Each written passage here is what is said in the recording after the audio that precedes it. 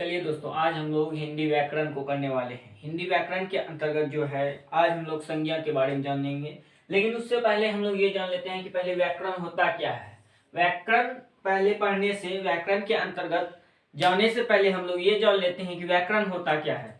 तो व्याकरण वो शास्त्र है। व्याकरण क्या है? एक ऐसी शास्त्र है जिसके पढ़ने से हम लोग शुद्ध शुद्ध बोल सकते हैं, शुद्ध शुद्ध लिख सकते हैं, शुद्ध शुद्ध उसका उच्चारण कर सकते हैं। तो व्याकरण का यही रोल होता है, हमारे हिंदी व्याकरण का यही रोल होता है कि हम कुछ भी बोलते हैं, कुछ भी सुनते हैं, कुछ भी उच्चारण करते हैं तो उससे जो है हमारी वाणी शुद्ध होती है। शुद्ध उच्चारण के लिए, शुद्ध लिखने के लिए हिंदी व्याकरण जरूरी है। तो व्याकरण के अंतर्गत आज हम लोग संज्ञा के बारे में पढ़ेंगे। संज्ञा क्या होता है? आज हम लोग संज्ञा के बारे में पढ़ेंगे कि संज्ञा क्या होता है, संज्ञा कितने प्रकार की होती है, संज्ञा क्यों पढ़ते हैं, आखिर संज्ञा का हमारे हिंदी व्याकरण में क्या रोल है। इन सभी के बारे में आज के इस अध्याय में पढ़ेंगे हम लोग। संज्ञा, संज्ञा जिस शब्द से किसी व्यक्ति, वस्तु, स्थान का बोध हो उसे ही हम लोग संज्ञा कहते हैं। अर्थात नामों को ही संज्ञा कहते हैं। नाम को ही हम लोग क्या कहते हैं? संज्ञा कहते हैं। अगर कहीं पे किसी का भी नाम लिखा रहे तो उसी को हम लोग क्या कहेंगे? संज्ञा कहेंगे। नामों के अंतर्गत जैसे आएगा, जैसे राम, मोहन, सोहन, सीता, गीता, दिल्ली, पटना, या स्थान का ही नाम ले लेते हैं। जैसे दिल्ली हो गया, पटना, पाकिस्तान, फारबिसगंज, ये सब स्थान हो गया। और जैसे में भाव में ले सकते हैं, अच्छाई, ईमानदारी, गुण, ये सब नाम ही है तो उसे ही हम लोग संज्ञा कहते हैं। तो संज्ञा के कई प्रकार होते हैं। तो आइए जानते हैं संज्ञा के कितने प्रकार होते हैं। दोस्तों, संज्ञा के टोटल 5 भेद हैं। संज्ञा के टोटल 5 भेद है। पहला है व्यक्तिवाचक संज्ञा, व्यक्तिवाचक संज्ञा। दूसरा है जातिवाचक संज्ञा। तीसरा है द्रववाचक संज्ञा। चौथा है भाववाचक संज्ञा। और पांचवा है समूहवाचक संज्ञा।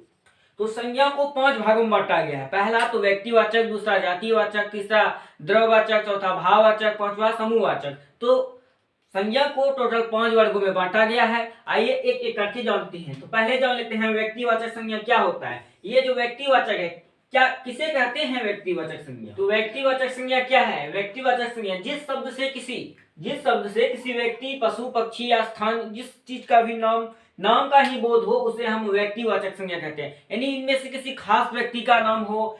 अगर हम मान लेते हैं व्यक्ति, तो व्यक्तियों में किसी खास व्यक्ति का नाम होना चाहिए, या पशु में किसी खास पशु का नाम होना चाहिए, या वस्तु में किसी खास वस्तु का नाम होना चाहिए। अगर जैसे ही हम मान लेते हैं व्यक्तियों में हो गया राम, मोहन, सोहन, ये सब क्या है? व्यक्तिवाचक है। पशु के अंतर्गत आ जाएगा शेर, बाघ, ये सब क्या है? व्यक्तिवाचक संज्ञा। पक्षियों में बाज आ जाएगा। वस्तु में कोई भी वस्तु ले सकते हैं। तो एक व्यक्तिवाचक संज्ञा, यानी किसी खास व्यक्ति का नाम लिया जा रहा है तो उसे हम व्यक्तिवाचक संज्ञा कहेंगे। जैसे में ले लेते हैं अमेरिका, जैसे में हम लेते हैं अमेरिका, भारत, ये किसी देश का नाम है। ये किसी देश का नाम जान पड़ता है। तो देशों के अंतर्गत किसी खास देश का नाम लिया गया है। भारत, अमेरिका, पाकिस्तान, चाइना, ये सब जो है खास देश का नाम है। तो इसीलिए हम इसे क्या कहेंगे? व्यक्तिवाचक संज्ञा। अगर इसी में हम कहेंगे देश का नाम लेंगे तो अब कौन सा देश? बहुत सारा देश आता है। तो बहुत सारा जिसमें आएगा वो जाति हो जाएगा। अभी जाति को हम नहीं पढ़ रहे हैं, अभी व्यक्ति पढ़ रहे हैं। तो व्यक्तिवाचक संज्ञा में किसी खास व्यक्ति, किसी खास वस्तु, किसी खास स्थान या किसी खास जगह का नाम हो उसे हम व्यक्तिवाचक कहेंगे। तो इसमें से जितने भी, जैसे अमेरिका, भारत, जैसे व्यक्ति में ले लेते हैं राम, मोहन, सोहन, ये सब क्या है? व्यक्तिवाचक संज्ञा। अब जानेंगे कि जातिवाचक संज्ञा क्या होता है। जातिवाचक संज्ञा क्या है कि जिस शब्द से व्यक्ति, वस्तु, स्थान के पूरी जाति का बोध होता है।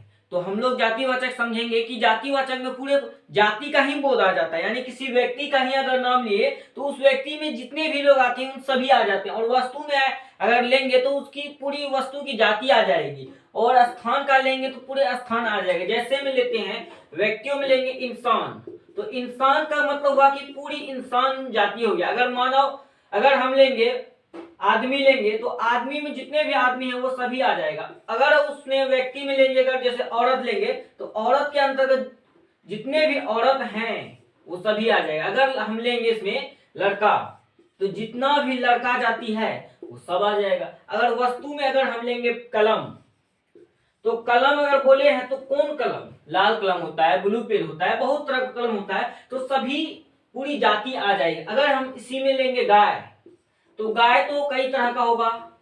उनमें से सभी आ जाएगा। अगर हम स्थान को लेते हैं, जातिवाचक में उनकी पूरी जाति आ जाती है। स्थान को जैसे शहर लेते हैं तो शहर के अंतर्गत तो बहुत सारा शहर है, दिल्ली, पटना, मुंबई हाईवे, तो बहुत सारा शहर है। तो अगर हम शहर बोलेंगे तो पूरी जाति आ जाएगी, जितने भी शहर हैं वो सभी आ जाएगी, तो उसे ही हम लोग जातिवाचक संज्ञा कहते हैं। यानी जिससे पूरी जाति का बोध हो उसे हम जातिवाचक संज्ञा कहेंगे।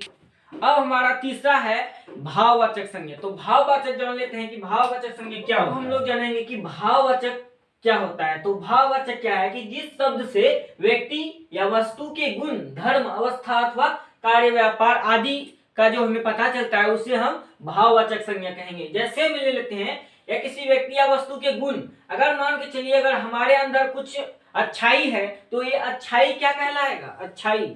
अच्छाई भी जो है ये एक भाववाचक है। अच्छाई, अगर हमारे अंदर किसी तरह का बुराई है तो वो भी एक बुराई क्या कहलाएगा, भाववाचक कहलाएगा। बुराई, अगर हमारे अंदर अच्छाई है, बुराई है, या किसी तरह का किसी के प्रति द्वेष है तो वो भी भाववाचक में आ जाएगा।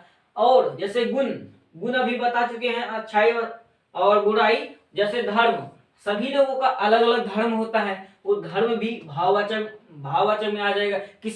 किसी का मत है कि हम जैन धर्म को अपनाएं, किसी का मत है कि हम हिंदुत्व को अपनाएं या सनातन को अपनाएं, तो सबका अपना अपना मत है। धर्म भी एक प्रकार का भाव है, सबके अंदर से भाव आता है। जैसे माता पिता का जो प्यार है, बच्चों के प्रति स्नेह, ये क्या है, एक भाव उठता है अंदर से। तो अवस्था, जैसे अवस्था में आ जाएगा बुढ़ापा आ जाएगा या जवान आ जाएगा, तो ये क्या है, एक अवस्था है, भाव है, वो भी एक तरह का भाव है। जैसे व्यापार, चौथा है व्यापार, कार्य व्यापार। तो कार्य के अंतर्गत बहुत सारे कार्य हैं, अपनी अपनी इच्छा के अनुसार जो कार्य चुनते हैं वो एक भी भाववाचक हो गया। जैसे में पढ़ाई हो गया, पढ़ाई भी एक तरह का भाव है, सब कोई पढ़ाई नहीं कर सकता है। हर लिखावट भी एक तरह का भाव है, सबका लिखावट एक जगह नहीं होता, एक से एक तरह नहीं होता, सबका अलग अलग राइटिंग होता है। तो ये सब क्या है, भाववाचक है, अंदर से फीलिंग उठता है, वही है। जैसे मिठास, जैसे मिठाई तो हम गिन सकते हैं, तोल सकते हैं, लेकिन उनके अंदर जो मिठास है, खूबसूरती है, उसे हम नहीं नाप तोल सकते। वो एक भाव है, अंदर से उठता है भाव। किसी के प्रति दया आना, वो भी एक तरह का भाव है। और बहुत से लोगों में होती है कि वो बहुत चालाक होता है, तो वो उसकी जो चालाकी है, चतुराई है, वो सब क्या है, चालाक, चतुराई, ये भी क्या है, एक तरह का भाववाचक पढ़ चुके हैं। भाव के बाद जाएंगे द्रववाचक संज्ञा। क्या द्रववाचक क्या होता है, द्रववाचक संज्ञा। अब हम लोग जान लेते हैं कि द्रववाचक संज्ञा क्या होता है। जिस शब्द से किसी पदार्थ या द्रव का बोध हो या जिससे नाप या तौल कर ले सकते हैं उसे हम लोग द्रववाचक संज्ञा कहते हैं। यानी कि जिसे हम नापते हैं, तौलते हैं, नाप तौल के लेते हैं, या उस कोई पदार्थ हो गया या किसी द्रव्य हो गया, उसको हम द्रववाचक संज्ञा कहेंगे। जैसे में आ जाएगा पदार्थ के अंतर्गत, जैसे सोना, चांदी,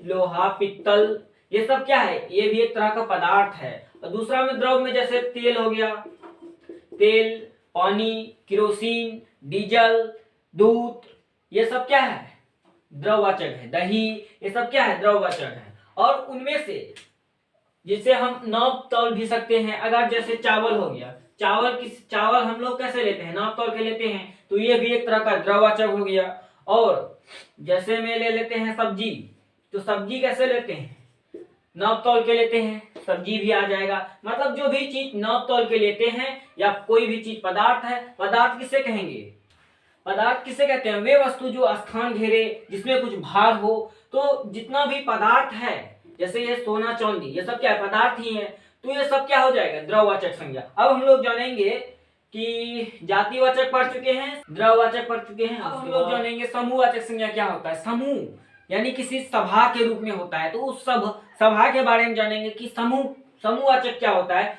समूहवाचक संज्ञा 5वां नंबर में है, समूहवाचक संज्ञा। तो समूहवाचक संज्ञा क्या होता है, आइए जानते हैं समूहवाचक संज्ञा क्या होता है। तो चलिए समूहवाचक संज्ञा के बारे में जान लेते हैं। जिस शब्द से किसी समूह या समुदाय का बोध हो उसे हम लोग क्या कहेंगे, समूहवाचक संज्ञा कहेंगे। समूहवाचक संज्ञा के अंतर्गत क्या क्या आ जाएगा, जैसे में सभा आ जाएगा, जैसे सभा हो रही है सभा के अंतर्गत तो क्या कोई एक व्यक्ति तो सभा नहीं कर रहा है, इनमें से सभी आ जाएगा, बहुत सारे आदमी सभा में बैठेंगे, बहुत सारे आदमी जो है सभा कर रहे हैं। और जैसे परिवार में, तो परिवार में जितने भी परिवार के सदस्य हैं वो सभी आ जाएगा, वो सब समूह में आते हैं। और जैसे में सेना आ जाएगा, सेना के जितने भी हैं वो सभी लोग आ जाएंगे। जैसे गुच्छा हो गया, तो गुच्छा भी एक तरह का समूह है, जैसे चाबी का गुच्छा है। तो गुच्छा तो हम एक चाबी को नहीं कह सकते हैं, तो कहेंगे किसे गुच्छा की जब कई सारे चाबी एक जगह मिले हो तो उसे हम गुच्छा कहेंगे। तो गुच्छा भी समूह में आ जाएगा। और जैसे वर्ग में,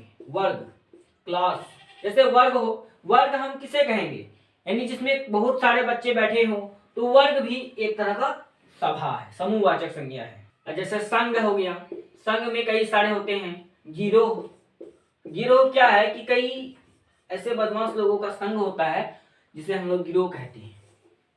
तो सभा के बारे में हम लोग जान चुके हैं। अब हम लोग संज्ञा के बारे में जितना भी चीज पढ़े हैं उसको दोबारा से रिवीजन कर लेते हैं कि संज्ञा के कितने भेद हैं, सब चीज दोबारा कर लेते हैं। तो हमने पढ़ा था कि संज्ञा के टोटल 5 भेद हैं। संज्ञा, टोटल संज्ञा के 5 भेद हैं। संज्ञा के 5 भेद हैं। संज्ञा के टोटल 5 भेद हैं, यानी संज्ञा के 5 भेद हैं। पहला था व्यक्तिवाचक संज्ञा। तो संज्ञा के कितने भेद होते हैं, संज्ञा के टोटल 5 भेद होते हैं। उन सभी भेदों को हम लोग अभी पढ़े थे कि संज्ञा के 5 होते हैं। पहले जैसे व्यक्तिवाचक संज्ञा, तो व्यक्तिवाचक संज्ञा में किसी खास व्यक्ति, वस्तु, स्थान का नाम आ जाएगा। जैसे में राम, मोहन, सोहन, गीता, सीता। जैसे में अगर शहर का ही नाम लेते हैं, दिल्ली, पटना, मुंबई, ये सब खास जगह का नाम। जैसे देश का ही अंदर लेंगे तो भारत, पाकिस्तान, इंडिया, ये सब जो भी खास देश का नाम है उनमें से उसे हम लोग व्यक्तिवाचक कहेंगे। और जातिवाचक, जातिवाचक में किसी पूरे जाति का बोध हो जाता हो। कोई भी चीज लेते हैं, जैसे आदमी में लेते हैं तो आदमी में पूरा आदमी आ जाता है। जैसे औरत में लेते हैं तो औरत आ जाएगा। जैसे लड़का में लेते हैं तो पूरा लड़का जाति का बोध होता है। अगर पेड़ का जात आ जाता है। जैसे किताब ही लेंगे तो कौन सा किताब, कई सारी किताब होती है तो पूरी किताब की जाति आ जाती है। उसके बाद समूह, समूह क्या है, मतलब समूहवाचक संज्ञा क्या है कि जिनमें से सभी आ जाते हैं। जैसे में वर्ग आ गया, जैसे में आ गया सभा, कहीं पे सभा हो रही है तो वो सभा हो गया। और द्रव्यवाचक संज्ञा जिसे हम नाप तौल के लेते हैं, या कोई पदार्थ है या कोई धातु है उसे हम लोग द्रव्यवाचक कहेंगे। जैसे पानी हो गया, दूध, दही, मक्खन, ये सब क्या है, द्रव्यवाचक संज्ञा है जिसे नाप तौल के लेते हैं। और जैसे भाववाचक में एक अंदर से भाव आता है। जैसे मिठास, किसी की मिठाई में जो मिठास होता है वो अंदर रहता है, उसे ना तो नापा या तोला जा सकता है, वो एक मिठास हो गया। और किसी के अच्छाई, बुराई, गुण, दोष, ये सब क्या है, भाववाचक संज्ञा है। तो आशा करते हैं कि आपको ये वीडियो अच्छी लगी होगी। अगर अच्छी लगी होगी तो लाइक कीजिएगा, फॉलो कीजिएगा, सब्सक्राइब कीजिए। जय हिंद, जय भारत।